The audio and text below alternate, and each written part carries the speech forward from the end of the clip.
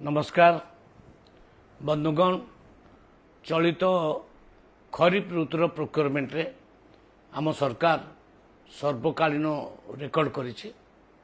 वर्तमान सुधा आमे 77 lakh metric ton धान किनि सारलुनी एवं 18 लाख 64,418 फार्मर्स एथिरे धान बिकि सारलेनी एवं मोट 22,884 कोटी टंका 22,884 कोटी टंका फार्मर्स मानक अकाउंट को मध्य आमे दे सारलुनी। तेणु आमे आम सरकार कौनसी जड़े कृषकंकर टोकन जमती लाभ हेबनी से दिगरे कार्य करुछि एवं आमे मध्य प्रोक्योरमेंट को आहरी 7 दिन बढ़ेइछु।